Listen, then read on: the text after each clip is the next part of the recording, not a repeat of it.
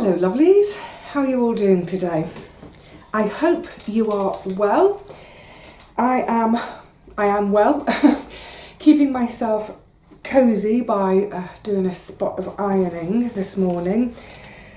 I've got some bits for the shop and I've got some fabric to press. Remember I mentioned I'd got a bit of leftover lavender, so I'm going to make another few bags, but I didn't want to start making yet more bags until the other bags were finished. And I think by the time you see this, they'll have gone on sale. Yay! Anyway, yes, pressing on. So, how are things going at the cottage in the sky? Mostly okay. No, I don't have a date yet. I haven't had any phone call or email. What I have had though, I don't know if you can, you can just, you can't see it, can you? The eagle-eyed of you, I was going to say, would notice that the bottom, the reservoir for the iron is sitting on my kitchen table. By the way, anyone who's never watched one of my videos where I'm ironing before, please don't worry about me leaving the iron on a piece of fabric. Don't worry, I'm not going to burn it. I know what I'm doing. These things have just come out of the wash, so they're very damp. I've got the iron on medium setting. Please don't worry, there's no jeopardy attached. Yes, so the kitchen table is still in here. Why? Because I swear I am jinxed. I am jinxed here when it comes to deliveries. Actually, I'll come on to the freezer in a second. But I have literally just this morning had a refund for an item which I bought 1 month and 2 days ago. A whole month ago, right back at the beginning of December. We were having some, I don't know, we must have had some inclement weather one day, and I was out and about trotting around and my feet got cold and wet. I've got the same pair of trainers that I wear in the summer, and I thought, you know what, I could probably do with a slightly more sturdy trainer to wear in the winter. And I was thinking, I wonder if there's any sales on still as a hangover from Black Friday. So yeah, I went online, had a look, and I thought, they look just the ticket. My size, good price, and I think overall it was £37, and that included, I think it was £4 or £5 was delivery. So I thought, yeah, I'm happy to pay that. I was thinking up to £50 I would pay. That's a little tip actually for when you go shopping for an item, is have in mind what's your cut-off price, because it's so easy to get seduced into thinking, looking and going, and then you see one at, say, in my case, I might have seen one at, say, 55 or 60 and thought, well, it's only a bit more, let's do it. And then before you know it, you're looking at trainers at 75, 80 pounds. So yeah, I always kind of, in advance of buying anything, I always have in mind a limit, although that can be a bit tricky because I so rarely buy anything, I am out of touch with prices. But anyway, found a pair I liked within the price range, and that, including the postage within my price. Click, done. And 2 days later, delivered. Brilliant. It's like, yay, they found me. It's actually the same delivery company. Do you remember I was mentioning I have a regular thing that I have delivered? And I was mentioning my lovely delivery driver, Fenton. I haven't seen him since that day when he looked a bit down. And on that day I said, what's up? And he was telling me his mum had had some kind of cardiac event. She was in hospital. I haven't seen him since then. And I just hope that either his route has been changed or he's been on annual leave or something. I hope it's not anything more ominous. Anyway, I keep sending little thoughts at him. So the parcel turned up, great. Came upstairs, all excited. Get my new winter trainers out of their box and give them a try tomorrow because I know the weather's going to be bad, blah, blah, blah. Open up the box and it's completely wrong. It could not have been more wrong. It was the wrong size, the wrong colour, the wrong brand, the wrong everything. I mean, they were very cute, but they were dinky. They were like little tiny size 6. Size 6 is tiny to me. In a sort of pale blue, almost duck egg like my ironing board cover. Really pretty. Ladies trainer. I want a woman's trainer. I'm completely different brand. I bought a brand that I know because when you buy stuff online like footwear, you can't try it on. So if I buy a brand that I know that brand fits. Anyway, it was completely wrong. So, knowing how these things work these days, I immediately took photographs of it. The packaging, the box open, showing them brand new in there that I've not touched them, with all the labels attached, took a close-up of the label on the box, etc, etc. Went online and looked for the returns page, and all the options for returns cost £4.99, call it a fiver. It all cost £5, and I thought, I'm not paying £5 to return something and it's not my fault. So I thought, right, I'll go to customer services, find out about customer services. So again, had to go looking all over this website, nothing is clear. It says contact us and there's a Twitter account or something. So I eventually found the customer services and I wanted a phone number. That's what I want. I want to call someone. And the customer services, there's no one there. It's just a whole list of things you might want to talk to someone about. And it says one of the menus was about returning an item. So I click on it, you've guessed it, it took me straight back to that page I'd just been in, telling me to pay £4.99 to return something. It's just ridiculous. Why do companies hide their contact details? Why do they hide them on their websites? I'll tell you why, because they want to make it as difficult as possible so that we give up. We don't try and get a refund, we just go away quietly muttering or loudly muttering. Anyway, I persevered and persevered. Eventually I found an email for them. So I emailed and I told them, you've sent me the wrong thing, I need to return it. I am not willing to pay a return cost because it's your fault. Here are the photographs attached. See, I was ready. And this was all done, I think it took me about an hour to find an email. And in my email I wrote and I said, please bear in mind, I don't have a printer, so I can't print a returns label. Why didn't you include one? I can't print one.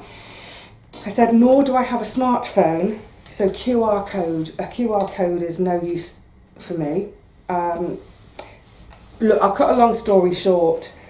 I have been emailing on, off, I would say every 2 or 3 days since the beginning of December. Ridiculous. And it should not be that difficult. You know, the first response I got from them, they were a bit like, oh, can you show the photos in more detail? What did you actually order? It's like, I've included my order number, you know full well what I've ordered. And then I got another email saying, oh, so sorry, please go to our returns page. I wrote back and said, no, I'm not paying to return it. That kind of stuff went on for a few days. And eventually they sent me a QR code. Idiots. I said, I don't have a phone, I can't do a QR code. So they sent me a label to print. And in each email I kept saying, please remember, I don't have a printer and I don't have... Anyway, the long and the short was eventually they arranged for a courier to collect it.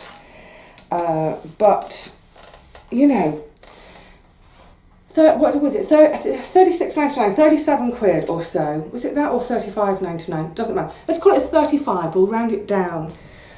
£35 of mine they've had for a month.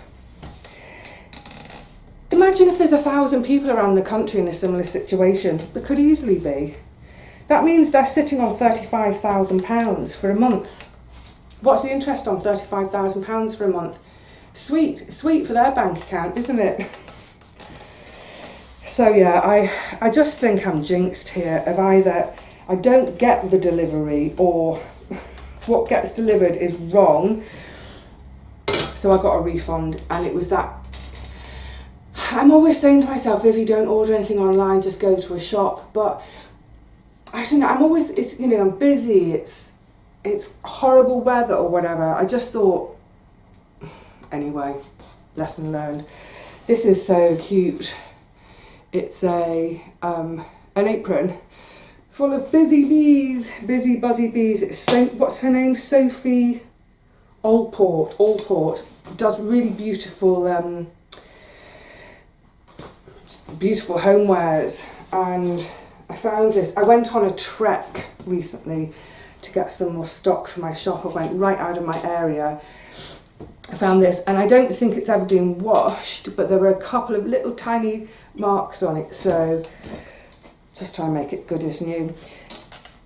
I've got something else to show you actually from that day out of finding stuff for the shop. Anyway, so why is the kitchen table still in here? No freezer delivery.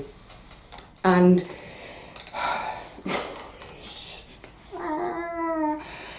so this is not from the first delivery when I knew it wasn't being delivered. We arranged for it to be delivered on a second date. The second date has been and gone, and it's not delivered.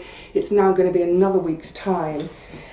And I got a bit trolled actually about this, because someone remarked about, you know, for goodness sake, stop making a drama. It's just an appliance delivery. Well, I mean, I hope I haven't made it a drama. The fact is, I think most people, if they had lost the equivalent of 2 weeks worth of food, all cooked and ready, 2 weeks worth of food plus a ton of ingredients, like all those chopped up veggies that are ready to go for a soup and etc. I think most people would be pretty upset to lose that amount of food. Plus, I think anybody would be upset to spend what is now, because I've had to pay a new charge, nigh on £1,000 to put these appliances in before I leave. I think anybody, you know, so please tell me that if you're in that situation where you lost all your food for a couple of weeks and had to fork out £1,000 for a property that you're leaving, that you wouldn't also be a bit upset. I don't understand people. Like, have a bit of empathy. Anyway, never mind them. Never mind talking about the unempathetic ones.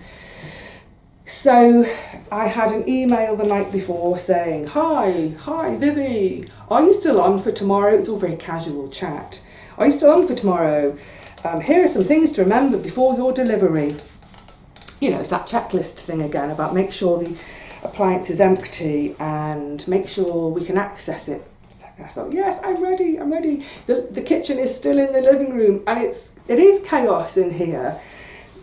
You know, I'm not trying to be dramatic, but it is chaos. So if I want to photograph shop stock in the window, I have to move the kitchen table out of the way, then the sewing table out of the way, and then do my photography. And all of that when your body hurts. Anyway, I'm ready. So the next day came. I got up at 5:30 again. Another night of 3 hours sleep, because I didn't know if I might be in the 7 a.m. slot. Anyway, 7, 8, 9, 10 a.m. went, and I thought, oh, maybe I'm in the 11 a.m. till 3 p.m. slot. And I was trying to get on with other bits and pieces, but it's always a bit, you know what it's like when you're waiting for something. You're never fully concentrating. And anyway, it got to about 2:30. I think it was about 2:30. So, hang on, 5:30, 6:30, 7:30, 8:30, 9:30, 10:30, 11:30, 12:30, 1:30, 2:30. So 9 hours later, 9 hours having since getting up, I gave him a quick ring to say, you've not indicated any sort of time for today, and I'm getting a bit nervous just because of my history with deliveries here. And he said, right, wait, just a minute, what's the order, what's your name, what's the postcode? He said, oh yes, I've got your order here, that's all here, da da da. He said, right, I'm just going to check the delivery bit on the computer. And he said, oh, you've been missed off the list. Just missed. He said, your order is here. He said it's for delivery and fitting and removal for recycling of your old one and removal of all packaging and set up and tested. I can see that that's what you've paid for. He said they've just missed you today. I'm so sorry. I said, are you kidding me? For goodness sakes. Anyway, I kept my calm and I said, right, okay, well, let's not dwell on it. You know, if I start screaming and ranting, it's not going to change anything, so I'm not going to scream and rant. When's the next delivery option for me? So they've given me a day, it's next Sunday. And I said, right, well, can you give me a specified time slot now? Because normally if you want a specified time slot, you have to pay extra. I said, I would like you to give me a specified time slot that's not the 7 a.m. one, because I really struggle with only 2 or 3 or 4 hours sleep. I would like to specify the 11 a.m. slot, and I would like you to do that for me for free as a way of making up for today's mistake. And he said, sorry, he said, I can't override the system. I can't book you a time slot unless you pay for it. So look, I was praising this company after that first visit, and how do I feel now? Well, I feel grumpy, if I'm honest. I feel a bit ticked off because it's a wasted day, and then it's not only that day was wasted, but I've got another day coming up that will be, I'll try not to waste it, but you know, it's a 12-hour window for delivery. So again, it's going to be me getting up at 5:30 in the morning, and they might not deliver it till 5 in the afternoon. And like I said, I will try and be productive in here doing something, but yeah, it's just hard to concentrate, isn't it? And listen, of course, I know there are worse problems in the world. People have their houses bombed when they live in a war zone. Of course I know that. But knowing that someone somewhere is being bombed doesn't make me happier about my situation. Excuse me. Oh, that was our lovely Paul. Perfect timing as well, because I think I was getting a bit ranty. I don't know, these things just frustrate me. But, you know, these things happen, and yes, I acknowledge my frustration, but also just try to move on and do other things. Now, I've just finished the apron. Just sitting chatting with Paul. Our little weekly catch up. Just sitting still. I got really cold again because I'd kind of stripped for ironing. Yeah, so really, really chilly. Hopefully this can come off again in a second. I've got these gorgeous fabrics, which I think, I don't often work in sort of browny, fawny shades. Well, it's sort of browny burgundy. Anyway, I think they're gorgeous autumnal colours. So, as I was mentioning, excuse me, it was such a fantastic lavender harvest last year. I've made more bags, I think, than ever before, which is fantastic. And still had some lavender left over, so I'm just going to, I won't have these ready to go on sale at the same time, I don't think. I'm going to do some in some yellows as well. I've got a load of yellow fabrics here too.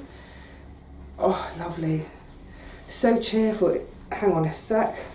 Let's show and tell. Isn't that cheerfulness? The light's not great to see it today, never mind. But yeah, I thought I've got some scraps, odd bits, that'll make 2 squares. So even though I might not be able to get them on sale at the same time, I can at least get them sewn, and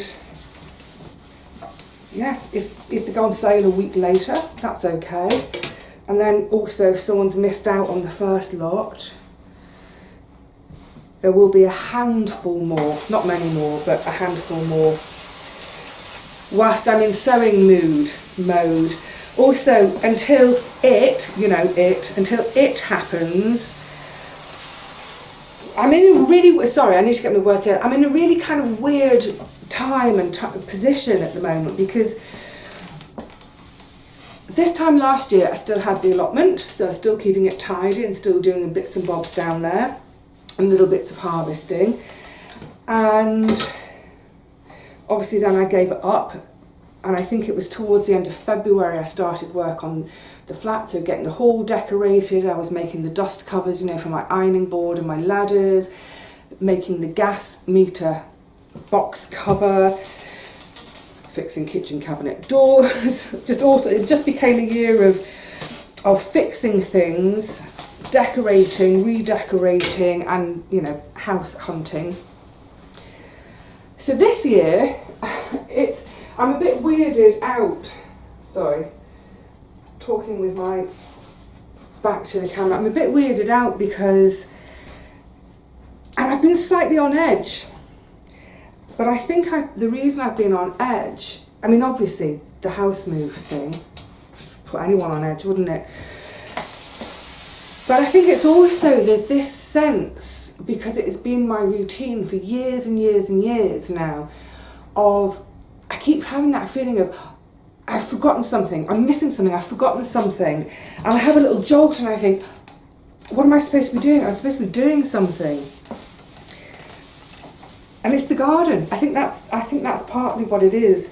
That I've been so used over the last 15 years or so. When did I get the garden? Coming up 16 years. I've been used to juggling the garden with work and Auntie Teapot. And suddenly I find myself in this position. Obviously I still work. This is work. Sewing is work. But without the garden, and without the need to be out house hunting or online house hunting, and without the need to be decorating here, it's not that I'm at a loose end as such. I'll never be at a loose end. But it's more that feeling of, oh, I could actually do some of the things that I've been wanting to do for ages and not had time for. Like getting on with making bunting again. And I was just saying it with reference to these bags, is that next week, for instance, I think, I'm remembering this off the top of my head because my pinboard's all the way down over there. Off the top of my head, I've got a day that's all about friends, and I've got 3 days that are videoing days. So that means there are 3 days which are a bit like, oh, I don't have to go to the garden. I don't have to do anything with the flat. I could do some sewing. So what I'm thinking is I might actually go through all my scraps and smaller bits that aren't designated, that aren't earmarked for bunting, and I could just have a whole week of cutting and sewing and making a load of lavender bags with no lavender at the moment, but just, oops, hang on. See, I think those two will work really nicely together. So pretty, so pretty. Ooh, keep on, Vivi. Yeah, I could sew up a storm and, you know, pretty much have. I've not got anywhere near enough fabric to do. I don't think I'd even be able to manage 50. But I've probably got enough scraps to make 25, 30. Why not get them made now? And then that's a really good head start on the next harvest. I'm kind of enjoying this life without an allotment and without house hunting and without decorating for now.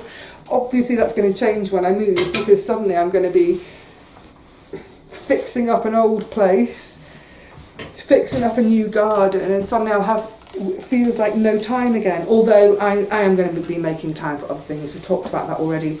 Now, anyway, whilst I'm wondering about having a little sit down. I don't want to keep you too long today. I mentioned I'd been out and about looking for. Do Do you know what? Actually, yeah, let's have a sit down, because I was just remembering, because I've gotten a bit cold. Do you remember Ovaltine that Veronique sent to me?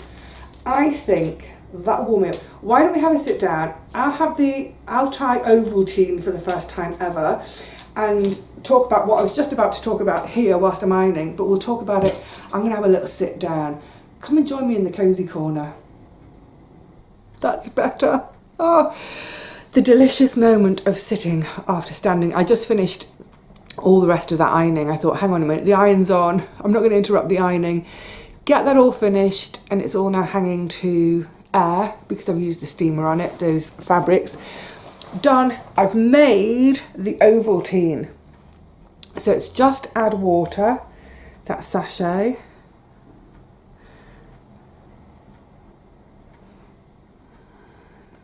I'm not sure.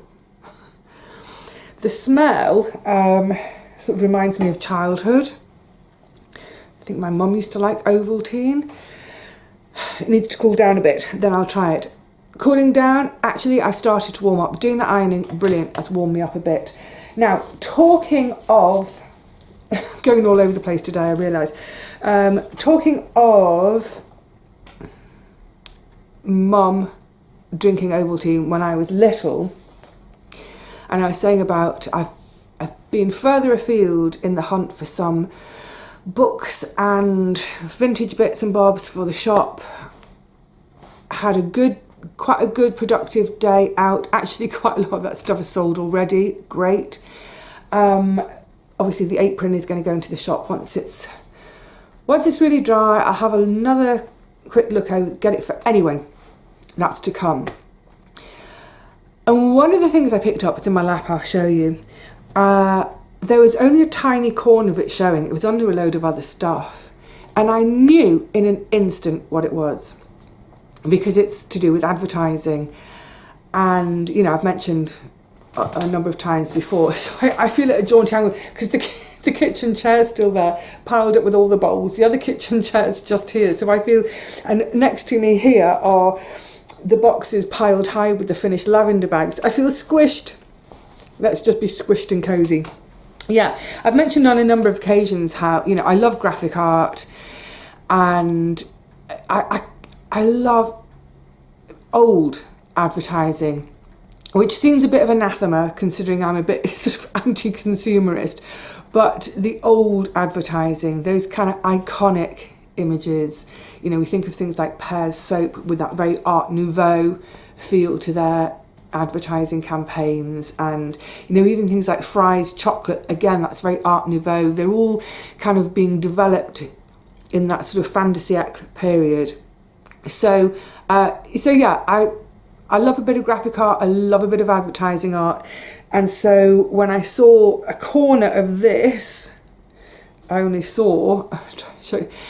I'm going to get, okay, you can play a guessing game now. Let me just see how much I'm going to show. Right, if you saw that much, would you know what this sign is for? Pull it away again.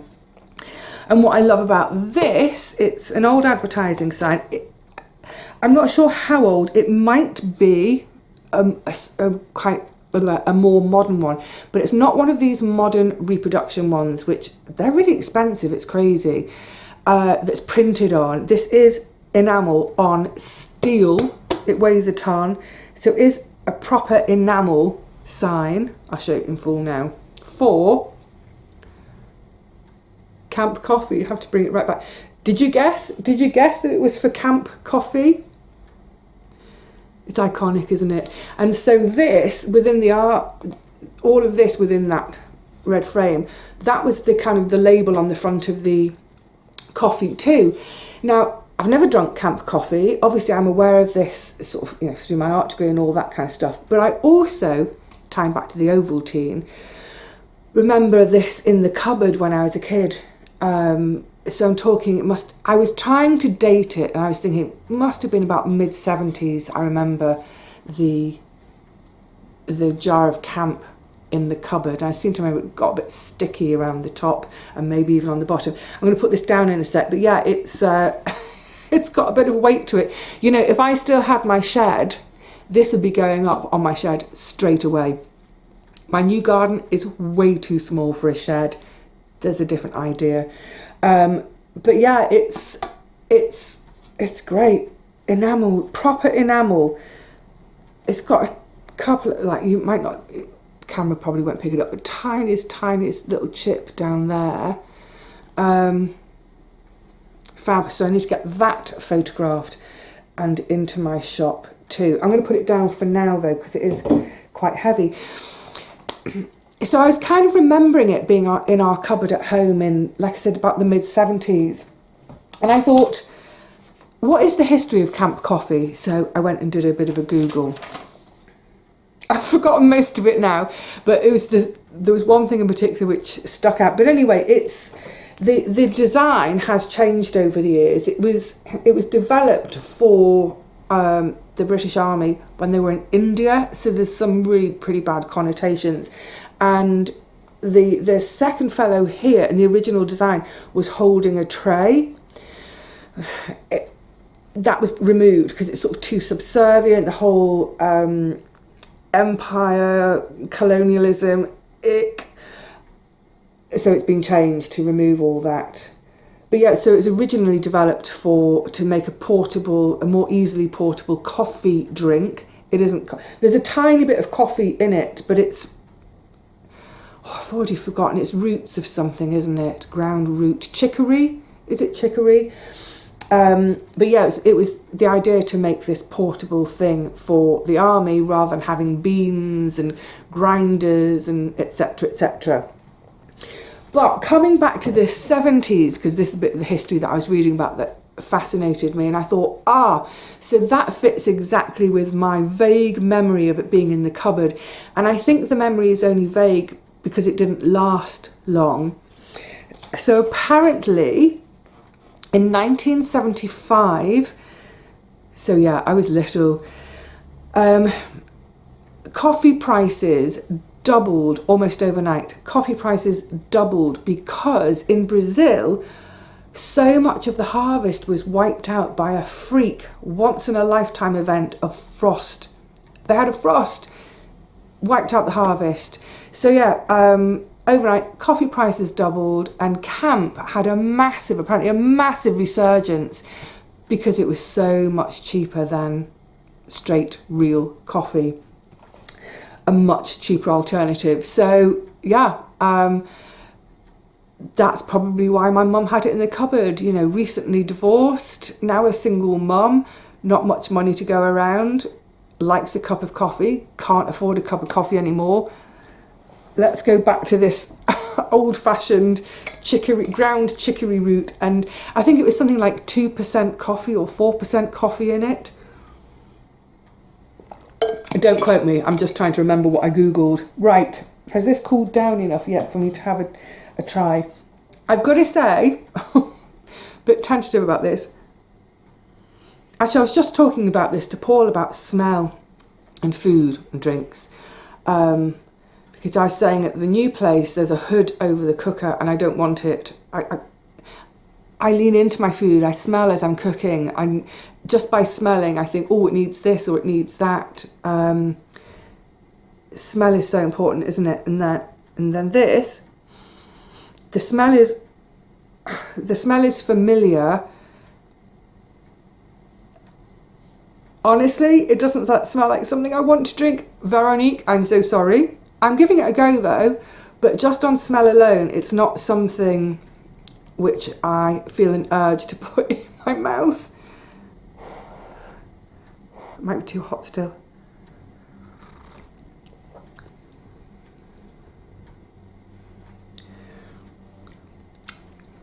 Don't know. It's malted, I think the packet said malted barley. And the other thing is, fantastically calorific. I think it's about 120 calories in this mug. So if anyone's New Year's resolution is a bit of Weight Watching, then this is probably not for you. Sorry for slurping. I was just trying to bring a bit of air to cool at the same time. I need it to cool down a bit more. I'm going to say it's not offensive, actually. I think I might like it. I'm not sure. let's let it cool down for a moment, and then I'll get back to it. But I just wanted to very quickly now, I am getting quite warm now, very, very quickly, because I forgot to do it right at the end of, on my New Year's Eve video. I just wanted to quickly remember and recap where's my notes? Oh, Vivi, where have you put your notes, you Dimbalina? Oh, for goodness sakes, it's not difficult, is it? I've lost my notes, so I have to do this off the cuff. I just wanted to remember mention my top 5 books. I'm going to rattle through these really quickly, but my top 5 books from last year, some of which I don't have because I've given them away. I've got the titles properly here. I don't need it. Peter Woolban's The Hidden Life of Trees. Is that the title? Let me just check. Let me check in my reading notes. Peter Woolban's The Hidden Life of Trees. Utterly brilliant. So much new information. Utterly fascinating. Couldn't put it down. Having read it, I would never ever want to plant one tree on its own. Highly recommend it. The Hidden Life of Trees. 2 more which I don't have here. John Lewis Stemple's, was it Running Hare? Oh, I'm so sorry. Oh, Vivi. John Lewis Stemple's book, The Running Hare. Loved it. And I have got a note about that here with something else, so I'll have a look at my note now. John Lewis Stemple's The Running Hare, plus Roger Deakins' Notes from Walnut Tree Farm. It's not just the gorgeous observations of nature, this is my notes, but it's how the books made me feel. Reading them, I felt much calmer, I felt quiet, I felt slowed down. The crazy world out there disappears and I'm alone, simply gazing. Clouds, hedgerows, creatures, beautiful. John Lewis Stemple's The Running Hare. Roger Deakins' Notes from Walnut Tree Farm. So that's 3. And then the other 2 in my top 5, gifted to me. Have I got my notes still? Oh yes, it's from Rocky. I mentioned this right at the beginning of last year. Spring Rain by Mark Hamer. I know quite a few of you went and got this afterwards. Let me know what you thought. Poetic. It's, oh gosh, I need my notes from a year ago. The precision of words. They're not cold and hard and angular, but precise, because we understand and see everything in a single word. All the precise words flow along and become a river of molten chocolate, I said. He finds beauty and joy and fascination in the smallest, most simple things. I adored it. A really quiet, gentle book which just touched me right into my heart. Beautiful. Obviously, these are my top 5 books. I highly recommend them all. And then the other one, which was from Suzanne, sorry, which is a tough read, and that was Richard Wagamise's Indian Horse. UK viewers, you might find it difficult to get over here, but it's kind of harking back to First Nations kids being taken and ripped out from their families and being put into these schools to knock the Indian out of them. God, it was a tough read, but beautifully written. I sobbed so many times. It's an exquisite, stunning book that I think everybody should read. I think everyone should read it. We should know this story. Gorgeous. What a privilege to get to read such a book. So that was my top 5, and then there was one little extra I've slung in there because if you remember last year, my birthday, that was the first birthday I had without my sister, so I bought myself a present as if she'd bought it for me to give to myself, so that I'd have a present from her on my birthday. And it was The Mindful Art of Wild Swimming, and I loved it. And there are exercises in here to do, and it's the kind of book, like the ocean, that I want to dip into over and over again. So yeah, another fab year of reads. And out of all of them, I think it's really hard to say. The Hidden Life of Trees, amazing. That's got to be up there. I think The Running Hare and Walnut Tree Farm. Oh, I just love that. Oh, Notes from Walnut Tree Farm might be right up at the top too, because I found it so inspiring. And when I was reading it, I was thinking, I want to write a book, and if I write a book, it might be a bit like this. But also that was, yeah, it stopped me in my tracks and it stunned me. It's brilliant. Oh, but so's that. You can only have one, Vivi. What's your one top read of last year?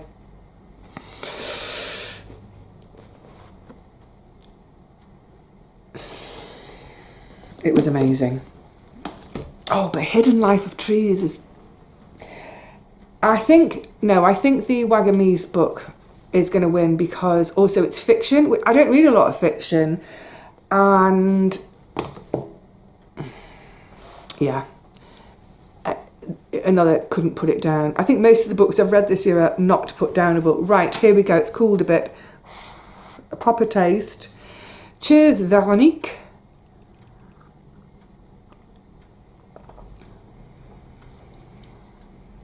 And by the way, I've chosen one of my book mugs today to talk about books.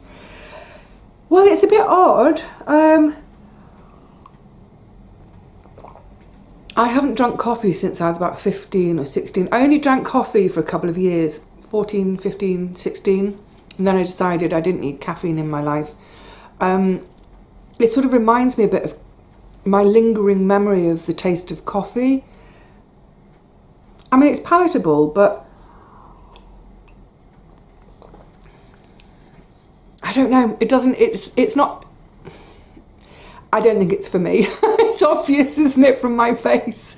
I don't think it's my hot drink of choice. I don't know what it is. It's almost like it wants to be creamy and unctuous, like, say, a hot chocolate, but it's sliding more over to coffee. That malted taste, yes, I quite like it. I don't know what to make of it. I'm going to say,